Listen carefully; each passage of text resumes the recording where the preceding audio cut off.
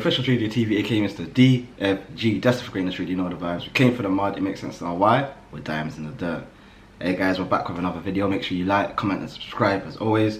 Appreciate all the love, all the support. We've reached 1K, but now the journey doesn't stop. We keep growing, we keep pushing.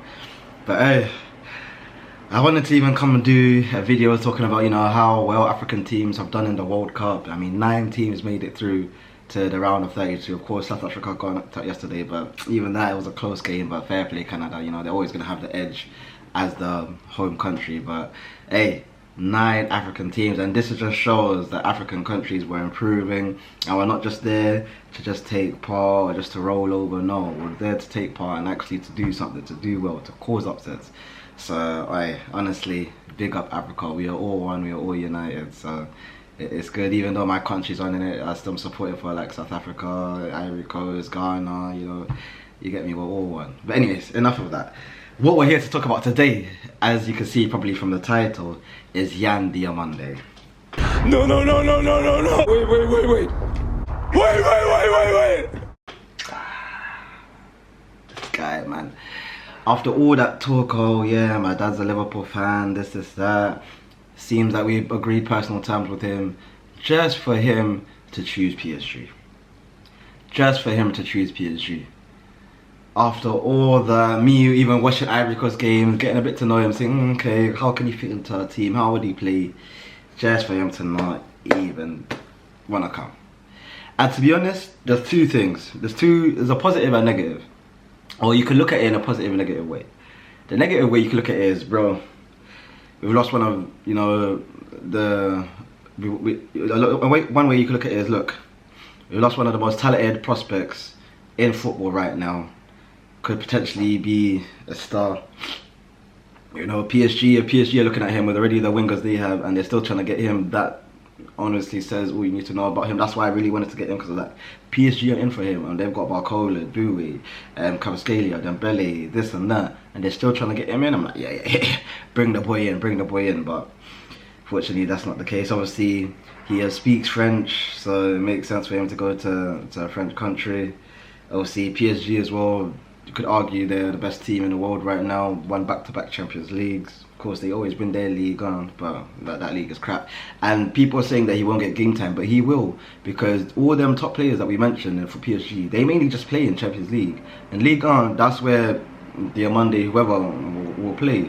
So I feel like he'll still definitely get game time there. Definitely not as much as he would at Liverpool, but he still will get game time there. But then the positive you could say is, look, we was about to spend, what, another 100 million again on a 19-year-old after one season, without knowing really if it's gonna bang or not, if he's gonna do well or not. So in that terms, it was a really big risk, because I was happy to get him, but the price was like, but I'm just thinking, you know what, if he wants to come and we want him, just do it. But now he doesn't want to come, and I feel like that could be 100 million saved.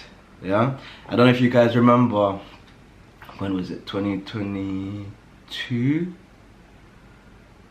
No, 23-24 season, we bid for Caicedo 100 million or 100 plus million, and then that made Chelsea then bid more to actually get him, and then we ended up building our whole midfield with that money: Soberstein, McAllister, Gravenberch and Endo. Later on, that midfield helped us win the league.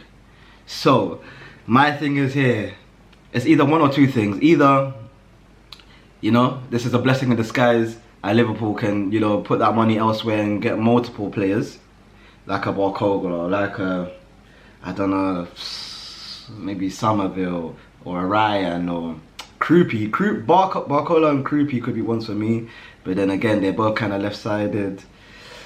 This is why I just wanted to get Yan Diomande, because now it's like, who do you get? But yeah, Liverpool have saved 100 million. We could put that money to other positions, and like we did before, getting in 3-4 players with the money we was going to get for Caicedo, could we now build an attack with that money that can help us win the league, whether it's this season or next season, you know? So I mean, that could be a blessing in disguise. Or look, I always used to always think or say that I think Liverpool are smart when it comes to the transfer windows. Yes, people say, oh, but you spent 100 mil. That was only last window. Apart from that, Liverpool have always done very shrewd business.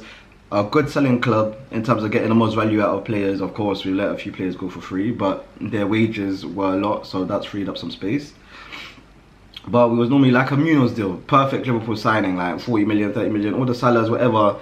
They almost had a career before Liverpool. Weren't superstars, but were kind of on the edge to kind of do that. And I feel like Barcola fits that perfectly. He's kind of already had a career. Kind of on the verge where it's like, he kind of to take that next step if he's in the right place and whatnot. And I feel like Liverpool can give him that right environment to thrive. And like I said, we don't need Barcola to go and score 10, 15, 20 goals. We just need him to get maybe 10 goals and 10 assists, like all together, maybe something, chipping with other people. Like, we don't need him to go too crazy. If he does, fair play, you know? It's just about getting into the spaces where we can create chances, so you can pass it to Isaac, so you can pass it to whoever, or even have a chance yourself, you know?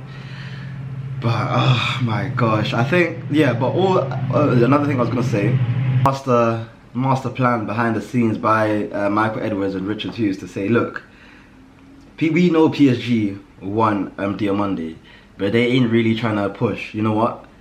Let's go in the deal. I don't know if they did this with Caicedo or not, if they actually wanted him, but let's go in. We'll bid to show that, oh crap, a team actually is trying to get him.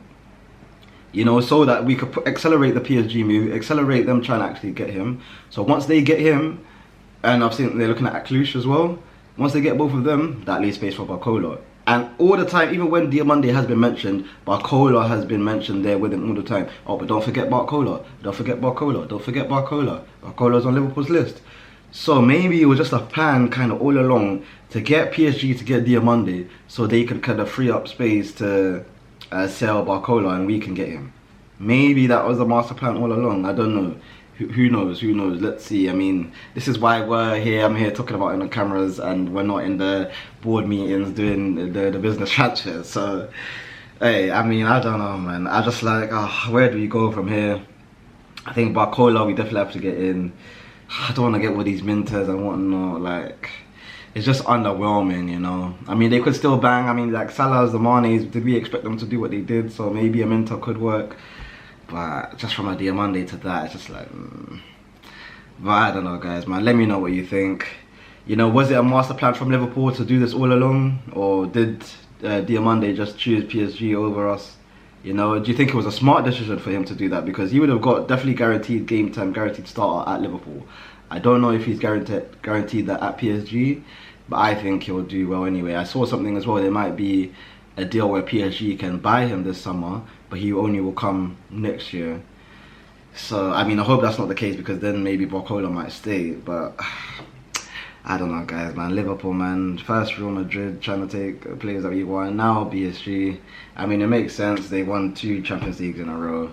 This is why we need to try to get back on top, so that whoever we want, we can get, and anybody just wants to come to us, you know, because you have a bit of fall off and they try to go to that. But at the same time, I don't want players that don't want to come to our club. That's the thing with me. I only wanted Diomande because it was seeming like he wanted us. You don't want us? Piss off. Yeah? We'll go look for somebody else who actually wants to fight for the badge. Yeah? That's what we need right now. People who want to play for the badge, who want to fight, show passion, show some desire. Yeah? That's what we need. But anyways, guys, man, that's enough from me, man. Make sure you guys like, comment, subscribe as always, guys. Let me know what you think in the comments.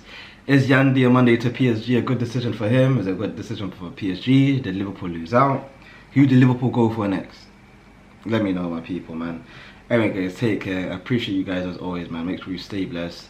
Peace and love. And remember, we are destined for greatness.